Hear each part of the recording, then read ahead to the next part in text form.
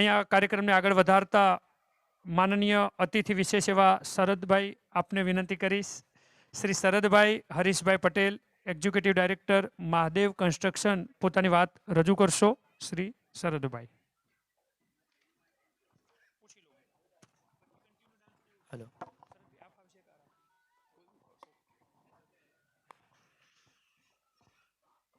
અહીંયા ઉપસ્થિત સમારંભના અધ્યક્ષ શ્રી ભીખાભાઈ પટેલ, સમારંભના મહેમાન શ્રી એચ.એસ. પટેલ સાહેબ, સમાજના પ્રમુખ ભીખાભાઈ સાહેબ, સમાજના મંત્રી, ઉપપ્રમુખ, સમગ્ર કારોબારી ટીમ, વિશાળ સંખ્યામાં સમાજપ્રેમી ભાઈઓ બહેનો, બાળકો, વિદ્યાર્થીઓ, હું આપ સૌનો આભાર વ્યક્ત કરું છું અને શુભેચ્છા પાઠવું છું. હું ત્રીજી પેઢી છું જેને તમે અહીંયા બોલાવ્યો છે, સન્માન કર્યું છે. આપ સૌનો મારો પરિવાર હૃદયથી કૃતજ્ઞ રહેશે અને આભારી રહેશે. હું ગંભીરતાપૂર્વક કહું છું અને જાણું છું, સમજું છું કે આ સન્માન મારું નથી કે મારા પરિવારનું નથી, પરંતુ આ સન્માન તમે મારા દાદાને આપી રહ્યા છો.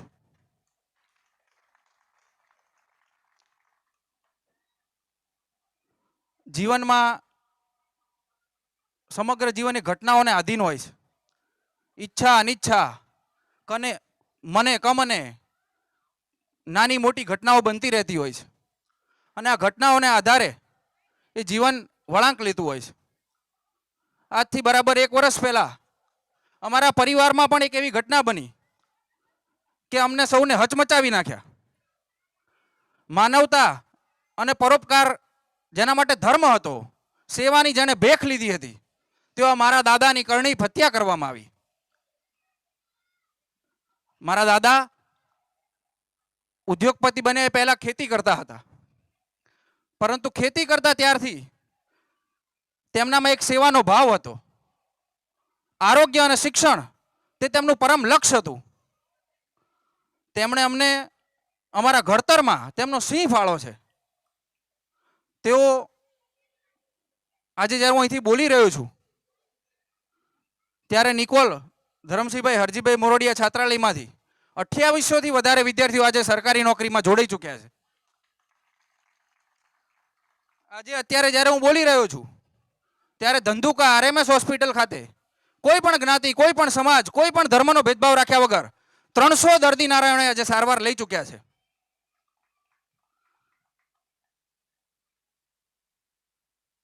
પરંતુ તેમના જીવનમાં આપણે ઘણી વખત વિચારીએ પ્રેરણા સ્ત્રોત કોણ હતું, તો જ્યારે હું તેમનું જીવન વાગોળું છું ત્યારે મને વિચાર આવે છે કે તેમના જીવનમાં 3 પ્રેરણા સ્ત્રોત હતા.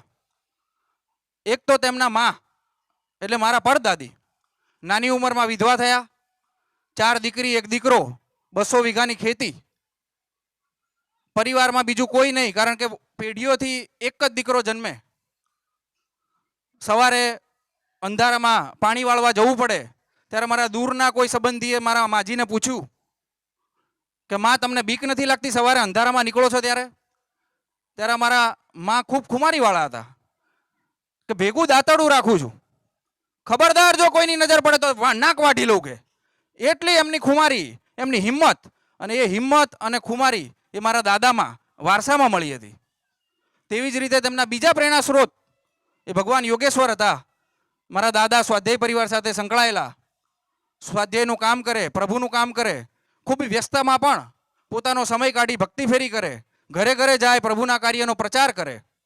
અને ત્રીજા એમના પ્રેરણા સ્ત્રોત હતા આપણા સૌના ગૌરવ એવા સરદાર વલ્લભભાઈ પટેલ.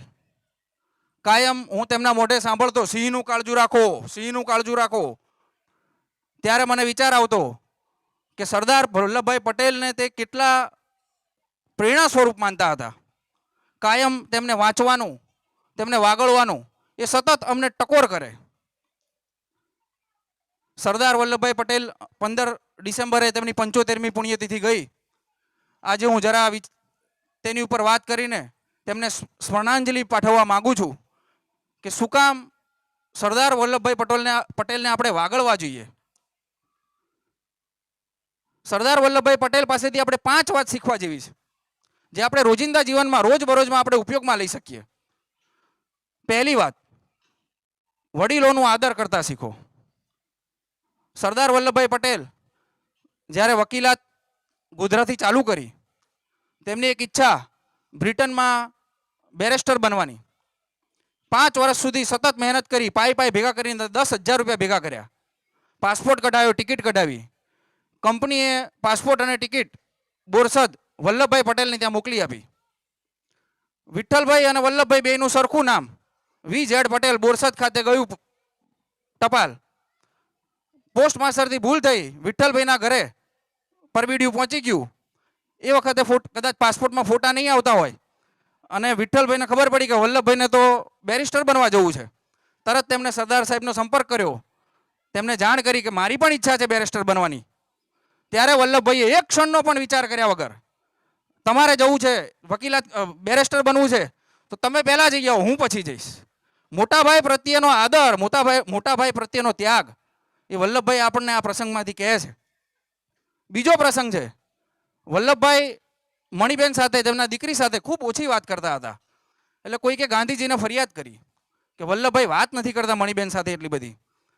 ગાંધીજીએ મહાદેવભાઈ દેસાઈને કામ સોંપ્યું કે તમે સરદારને વાત કરો. વખત જોઈને મહાદેવભાઈ દેસાઈએ સરદાર સાથે વાત કરી કે આપ મણિબેન સાથે વાત નથી કરતા તેવી ફરિયાદ આવે છે. મહાદેવ, સરદાર સાહેબના શબ્દો, મહાદેવ, હું 30 વર્ષનો થયો ત્યાં સુધી મારા ઘરના વડીલોની તો વાત દૂર રહી, પણ મારા ઘરના વડીલ હાજર હોય ત્યારે કોઈ બીજા સાથે પણ હું ઊંચા અવાજે વાત નહોતો કરતો.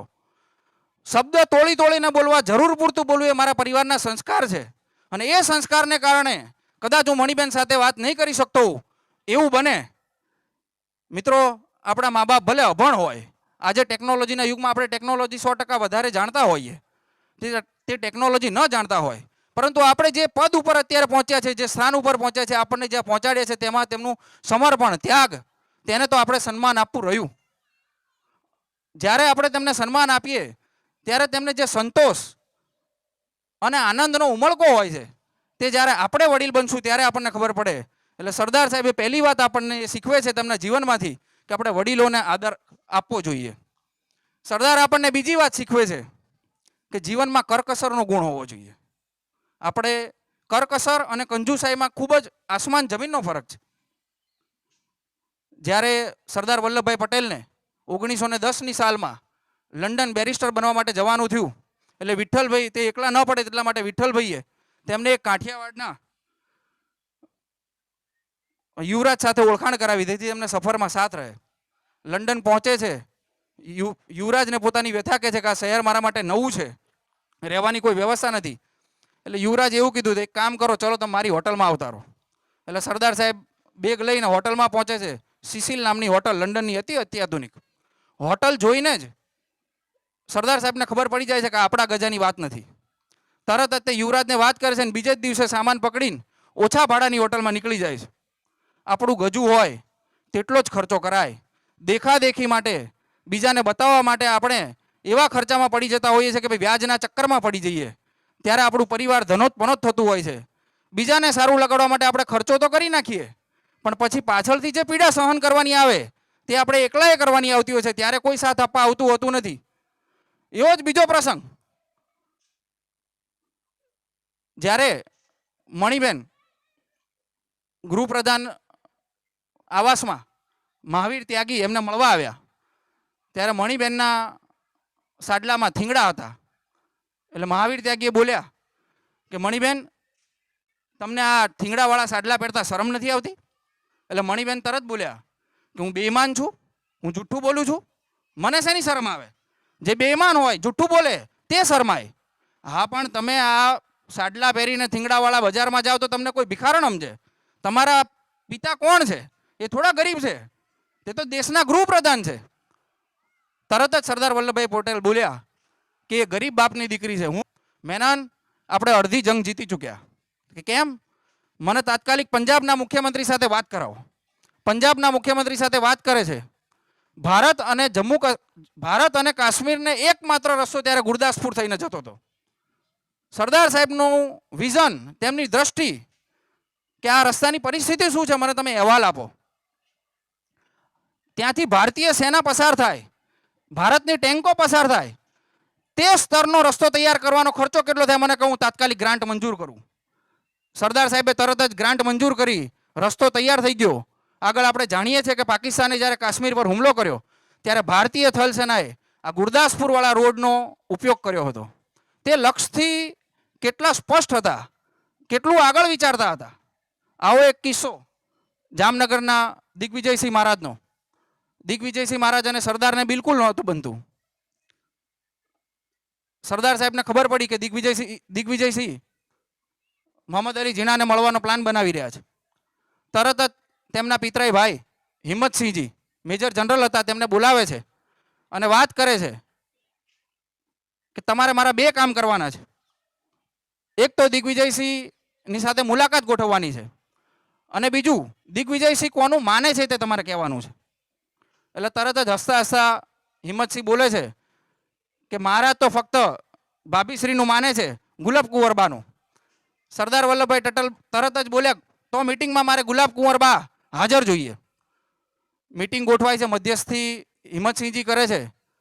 4 જણા હાજર હોય છે ડાઇનિંગ ટેબલ ઉપર, ગુલાબ કુંવરબા, દિગ્વિજયસિંહ, સરદાર વલ્લભભાઈ પટેલ ને મણિબેન. 1 કલાક ડિનર દરમિયાન શું વાત થાય છે જે આપણને ખબર નથી કે કોઈને ખબર નથી. બીજે દિવસે તરત જ જામનગર પહોંચીને જામ સાહેબે જામનગરને જોડાણ ખતમાં ભારત સાથે સહી કરી નાખી. જામ સાહેબ 222 કાઠિયાવાડના રજવાડાઓના ચેરમેન હતા, પ્રમુખ હતા. તેમની સાથે સાથે કાઠિયાવાડના 222 રજવાડાઓએ પણ જોડાણ ખતમાં સહી કરી નાખી. આટલા પોતાના લક્ષ્ય પ્રત્યે સરદાર વલ્લભભાઈ સમર્પિત છે, જેમની પાસેથી આપણે શીખવા જેવું છે. ત્રીજો એક પ્રસંગ એમનો કાશ્મીરના હરિસિંહજીનો, જે સ્વતંત્ર રહેવા માગતા હતા. લોર્ડ માઉન્ટબેટન એક્ટ હેઠળ તેમને સ્વતંત્રતા હતી કે તેમને સ્વતંત્ર રહેવું, ભારતમાં જોડાવું કે પાકિસ્તાનમાં જોડાવું. પરંતુ તકનો લાભ જોઈ પાકિસ્તાને કાશ્મીરને કબજે કરવાનો પ્રયત્ન કર્યો. અડધી સેના બારામુલ્લા સુધી તેમની પહોંચી ગઈ.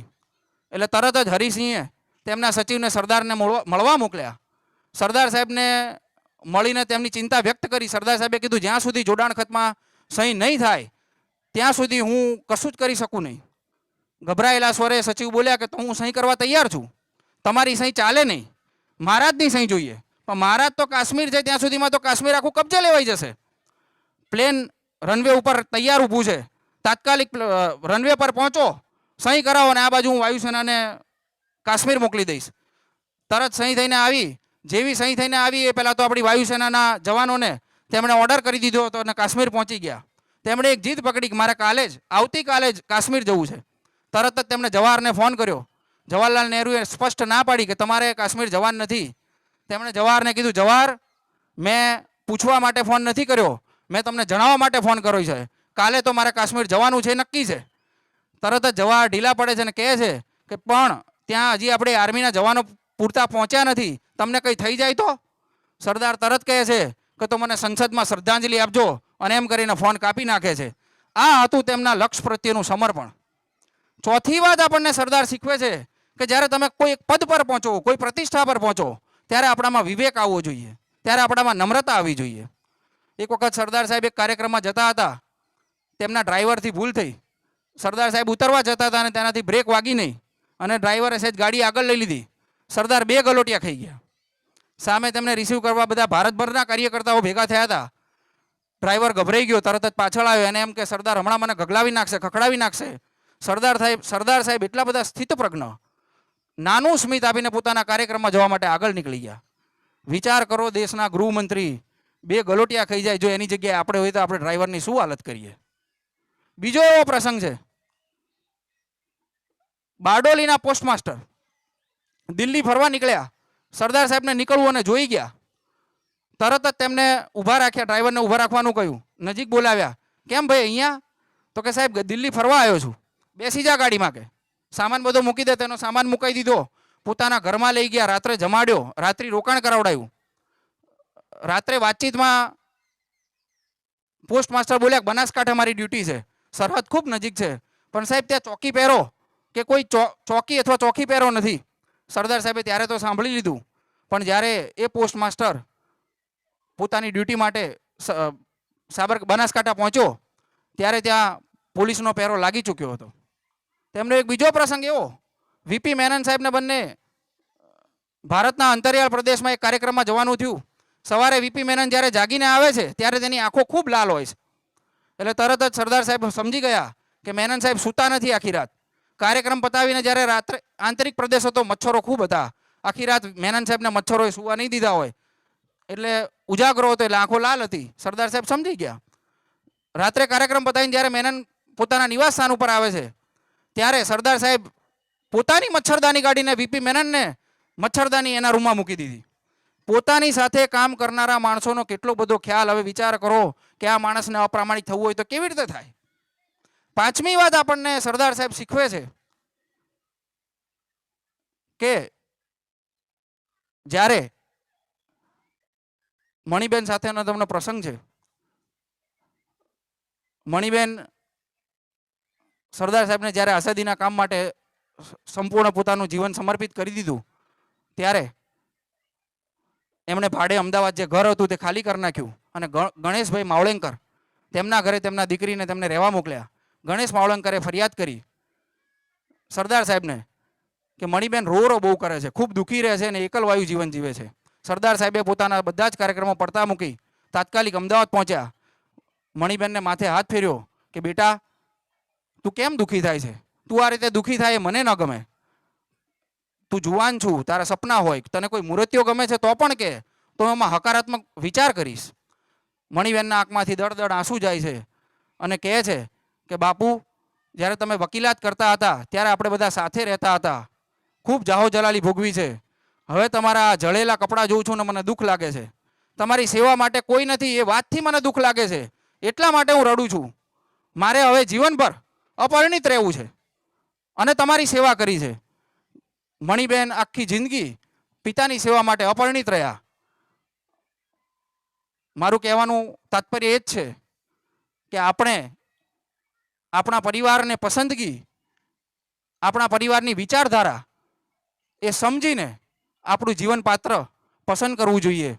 મા બાપે પણ આધુનિક જમાના મુજબ સરદાર વલ્લભભાઈ પટેલે 100 વર્ષ પહેલા વાત કરી હતી કે હું હકારાત્મક વિચાર કરીશ એ બાબતમાં.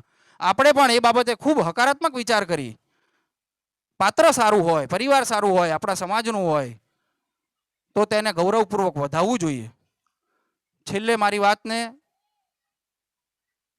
એટલું કહેવા માંગુ છું કે વર્ષો પહેલા આલ્બર્ટ આઇન્સ્ટાઈન એવું બોલ્યા હતા ગાંધીજી બાબતે કે હાડ માંસનો એવો કોઈ માણસ આ પૃથ્વી પર જન્મે તો ભવિષ્યની પેઢીને ક્યારેય વિશ્વાસ નહીં આવે. જો સરદાર, જો ગાંધી, જો રામ, જો કૃષ્ણને આપણે ફરી જન્મ નહીં આપીએ તો ભવિષ્યની પેઢી આજથી 100-200 વર્ષ પહેલા આ બધા પાત્રોને કલ્પના સમજી લેશે. હું એ જ અભ્યર્થના રાખું, આપણામાંથી કોઈને કોઈ રામ જન્મે, આપણામાંથી કૃષ્ણ જન્મે, આપણામાંથી કોઈને કોઈ સરદાર જન્મે અને આપણામાંથી કોઈને કોઈ ગાંધી બને. એ જ અભ્યર્થના સાથે મારી વાતને વિરામ આપું છું. સન્માન આપવા બદલ હું ખૂબ ખૂબ આપનો હૃદયથી આભારી છું. આભાર. જબરજસ્ત તાળીઓથી વધાવી લઈએ સાહેબ. યુવાન કોને કહેવાય? આને યુવાન કહેવાય સાહેબ. હા, સ્વામી વિવેકાનંદ કહેતા કે give me 100 Nachiketa, I will change the world. મને 100 નચિકેતા આપો, હું આખું વિશ્વ બદલી નાખીશ. સાહેબ, આ નચિકેતા જેવા યુવાનો છે જ્યાં સુધી, ત્યાં સુધી સમાજ કોઈ જગ્યાએ પાછો નહીં પડે. એવી ખુમારીથી એમની વાતો સાંભળવી ગમે, પકડી રાખે આપણને અને આમાંથી ઘણું બધું શીખવા જેવું છે. ખાલી આ તો સરદાર સાહેબની જ વાતો કરી છે. શરદભાઈ, આપની પાસે 100% સાહિત્યનો ખજાનો હશે. યુવાનો, આમાંથી શીખજો.